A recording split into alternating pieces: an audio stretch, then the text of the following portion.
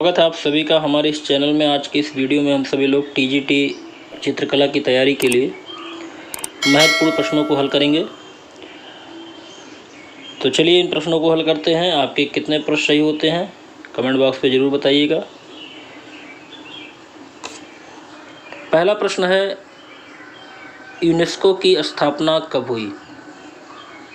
तो बताइएगा कि यूनेस्को की स्थापना कब हुई। तो इसका सही जवाब होगा ऑप्शन ए 1945 में।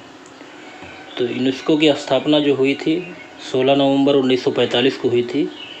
और अगर इसका मुख्यालय पूछा जाता है तो इसका मुख्यालय पेरिस फ्रांस में स्थित है। चलिए अगला प्रश्न देखते हैं। अगला प्रश्न है, आंध्र प्रदेश के गुंटूर जिले में कौन सा स्तूप स्थित है? 4 विकल्प है। यहाँ पे जो सही विकल्प होगा ऑप्शन सी अमरावती। तो अमरावती स्तूप जो है आंध्र प्रदेश के गुंटूर जिले में स्थित है और कृष्णा नदी के दाहिने तट पर स्थित है। अगर पूछा जाता है किस नदी के तट पर स्थित है तो कृष्णा नदी के दाहिने तट पर स्थित है। अगला प्रश्न देखते हैं। अगला प्रश्न है, अब्दुल गफ्फार खान का मुख्य चित्र किसने बनाया है? तो बताइएगा कि अब्दुल गफ्फार खान का मुख्य चित्र किसने बनाया इन चारों में से। तो यहाँ पे सही विकल्प होगा ऑप्शन ए शंखो चौधरी। शंखो चौधरी ने अब्दुल गफ्फार खान का मुख्य चित्र बनाया था। और शंखो चौधरी भारत के प्रसिद्ध मूर्तिकार थे। इनका जन्म संथाल परगना बिहार में हुआ था। अगला देखते हैं। अगला प्रश्न है, म्यूजिकल कंस्ट्रक्शन शीर्षक वाली शिल्प कृति किसने बनाई? तो यहाँ पे सही विकल्प होगा ऑप्शन बी धनराज भगत। तो म्यूजिकल कंस्ट्रक्शन शीर्षक वाली शिल्पकृति बनाया है धनराज भगत ने। अगला देखते हैं। अगला प्रश्न है, राजा उम्मेद सिंह किस चित्रकला शैली के मुख्य आश्रयदाता थे? तो यहाँ पे सही विकल्प होगा ऑप्शन डी कोटा शैली। तो कोटा शैली के मुख्य आश्रयदाता राजा उम्मेद सिंह थे। अगला देखते हैं। अगला प्रश्न है, Indian society of oriental art की स्थापना किस वर्ष हुई थी? वेरी इंपॉर्टेंट क्वेश्चन है। तो यहाँ पे सही विकल्प होगा ऑप्शन बी 1907 में।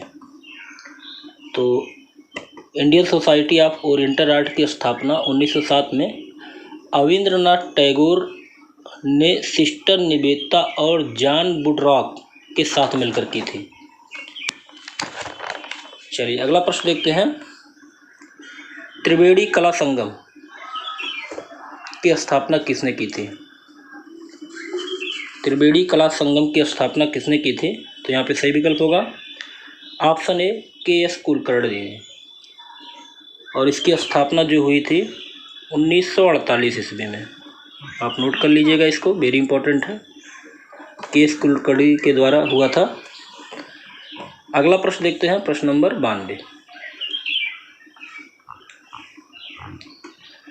सैनिक का स्वप्न किस कलाकार की प्रसिद्ध रचना है? तो सैनिक का स्वप्न किस प्रसिद्ध कलाकार की रचना है? तो यहाँ पे सही विकल्प होगा ऑप्शन बी राफेल। पुनरुत्थानवादी चित्रकार है राफेल। इनका प्रसिद्ध रचना सैनिक का स्वप्न था। इनकी कुछ महत्वपूर्ण रचनाएं क्या है? School of Athens, Sistine Madonna, Madonna of the gold fish, ये राफेल की प्रसिद्ध रचना है। यहाँ से प्रश्न पूछे जा सकते हैं। अगला प्रश्न है, श्रम की विजय नामक मूर्ति किसने बनाई? तो श्रम की विजय नामक जो मूर्ति बनाई गई वो डी.पी. राय चौधरी के द्वारा बनाई गई थी। डी.पी. राय चौधरी का पूरा नाम देवी प्रसाद राय चौधरी है।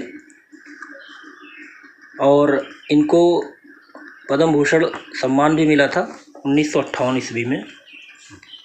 पूछा जा सकता है डी.पी. राय चौधरी को कौन सा पुरस्कार मिला है? तो 1958 में पद्म भूषण सम्मान से सम्मानित किया गया था। अगला प्रश्न देखते हैं, किसकी चित्रकला में लोक कला प्रेरक तत्व के रूप में दिखाई पड़ती है? तो लोक कला प्रेरक तत्व के रूप में दिखाने वाला जो चित्रकार थे वो है जैमिनी राय।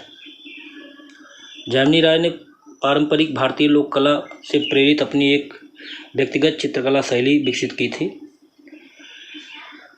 अगला देखते हैं। अगला प्रश्न है, महाभारत नामक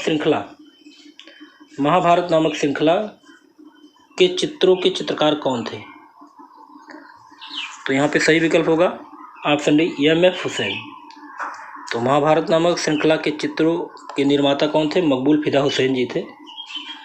अगला प्रश्न देखते हैं, यायति और सखी भाव किसके द्वारा बनाया गया चित्र है? तो यहाँ पे सही विकल्प होगा ऑप्शन बी भूपेन सक्कर। तो यायति और सखी भाव जो चित्र बनाए गए हैं भूपेन सक्कर के द्वारा बनाए गए हैं और भूपेन सक्कर का जन्म मुंबई में हुआ था 1934 ईस्वी में। चलिए अगला प्रश्न देखते हैं।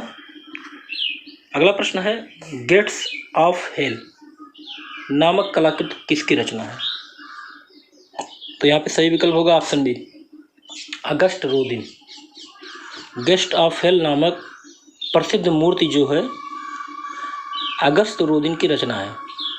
चलिए अगला प्रश्न देखते हैं। अगला प्रश्न है, निम्नलिखित में से किसके चित्र मंजीत बाबा से निकटता दर्शाते हैं? तो किसके चित्र मंजीत बाबा से निकटता दर्शाते हैं इसको बताना है। तो यहाँ पे सही विकल्प होगा ऑप्शन सी अर्पणा कौर। अर्पणा कौर के विषय में आप जानते होंगे, समकालीन भारतीय चित्रकार हैं और इनके द्वारा जो निर्मित चित्र है अधिकतर देखा जाता है तो मंजीत बाबा की कला से समानता दर्शाते हैं। अगला प्रश्न देखते हैं।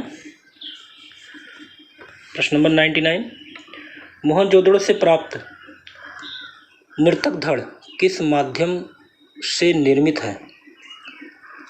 तो आपको पता होगा टेराकोटा। तो मोहनजोदड़ो से प्राप्त नर्तक धड़ जो है वो टेराकोटा के माध्यम से निर्मित है। और अगला प्रश्न देखते हैं, कोलाज प्लेट प्रिंटिंग की प्रक्रिया भारत में किसने आरंभ की? वेरी इंपॉर्टेंट क्वेश्चन है। कोलाज प्लेट प्रिंटिंग की प्रक्रिया भारत में किसने आरंभ की? तो यहाँ पे सही विकल्प होगा option A Kanwal Krishna. Collage आप जानते होंगे, कागज अथवा कपड़ों के छोटे छोटे टुकड़ों को चित्रतल पर चिपकाकर तैयार की जाती है, वही चित्र का आकृतियाँ कोलाज आकृतियाँ कहलाती हैं। इसको भारत में कंवल कृष्ण ने आरंभ की थी। अगला चलते हैं। अगला प्रश्न है, कवि की संदेह अवस्था नामक उत्कृष्ट चित्र का निर्माता कौन है? तो यहाँ पे सही विकल्प होगा ऑप्शन सी जियोर्जियो दी किरको। अगला प्रश्न देखते हैं। अगला प्रश्न है, सर्वोच्चवाद का उदय कहाँ हुआ था? तो यहाँ सही विकल्प होगा ऑप्शन ए मॉस्को। तो सर्वोच्चवाद का उदय जो है मॉस्को रूस में हुआ था। और अगर पूछा जाए इसके प्रेरणा कौन थे तो इसके प्रेरणा कासिमीर मालेविच थे। अगला प्रश्न देखते हैं। अगला प्रश्न है, ब्रुट्स के पुत्रों के निधन की खबर नामक चित्र के चित्रकार कौन है? तो यहाँ पे सही विकल्प होगा ऑप्शन बी जाक दाविद।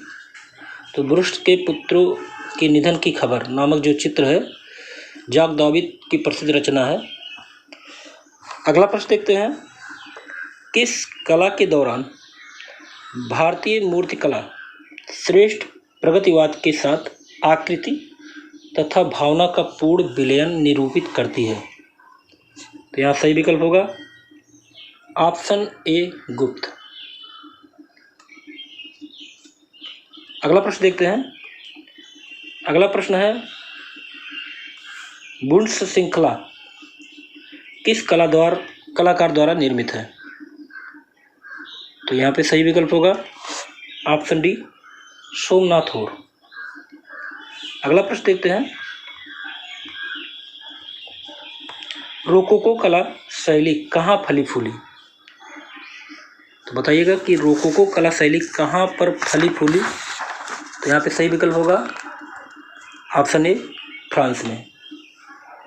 आपको पता होगा कि 18वीं सदी की शुरुआत में फ्रांस के दरबारी कला के रूप में एक नई कला शैली ने जन्म लिया, जिसका नाम क्या था? रोकोको कला शैली। अगला प्रश्न देखते हैं। अगला प्रश्न है प्रोटेंट एंड टाउनशिप, वेरी इंपॉर्टेंट है। प्रोटेंट एंड टाउनशिप के रचयिताकार का नाम बताइए। तो यह सही विकल्प होगा ऑप्शन ए F.N. सूजा। प्रोटेंट ऑफ टाउनशिप नामक चित्र फ्रांसीसी न्यूटन सूजा द्वारा कलम और स्याही के माध्यम से बनाया गया था। अगला प्रश्न देखते हैं। अगला प्रश्न है इंटेग्रेलियो प्रिंटिंग की शुरुआत भारत में किसने की थी? तो यहाँ पे सही विकल्प होगा ऑप्शन सी बार्थोलोम्यू। भारत में इंटेग्रेलियो प्रिंटिंग की शुरुआत बार्थोलोम्यू ने की थी। अगला प्रश्न देखते हैं भारतीय स्थापत्य कला में संरक्षक आकृतियाँ किस रूप में जानी जाती हैं? तो यहाँ पे सही विकल्प होगा ऑप्शन ए द्वारपाल। भारतीय स्थापत्य कला के संरक्षक आकृतियाँ द्वारपाल के रूप में जानी जाती हैं। अगला प्रश्न देखते हैं युकोई नामक कला शैली का उद्भव कहाँ पर हुआ? सभी लोगों को पता होगा युकोई नामक कला शैली का उद्भव जापान में हुआ। अगला प्रश्न देखते हैं। अगला प्रश्न है डोरीफोरस नामक महान प्राचीन यूनानी मूर्तिकला क्या संकेत देती है? तो यहाँ पे सही विकल्प होगा ऑप्शन डी भालाधारी। डोरीफोरस नामक प्राचीन यूनानी मूर्तिकला में हिष्टपुष्ट एवं बलिष्ठ मानव अपने बाएं कंधे पर भाला लटकाए हुए प्रतिमाओं का निर्माण किया जाता था। अगला प्रश्न देखते हैं और इस वीडियो का लास्ट प्रश्न है निम्नलिखित में से किसने बेसनगर में गरुड़ स्तंभ बनवाया था? वेरी इंपॉर्टेंट क्वेश्चन है। आपको बताना है कि किसने बेसनगर में गरुड़ स्तंभ बनवाया। तो यहाँ पे सही विकल्प होगा ऑप्शन ए हेलियोडोरस। यहीं पर हमारे प्रश्न समाप्त होते हैं। आपको ये वीडियो कैसा लगा? अगर वीडियो अच्छा लगा हो तो लाइक ज़रूर कीजिएगा। अगले वीडियो में ऐसे महत्वपूर्ण प्रश्नों के साथ फिर मिलते हैं। तब तक के लिए जय हिंद, जय भारत।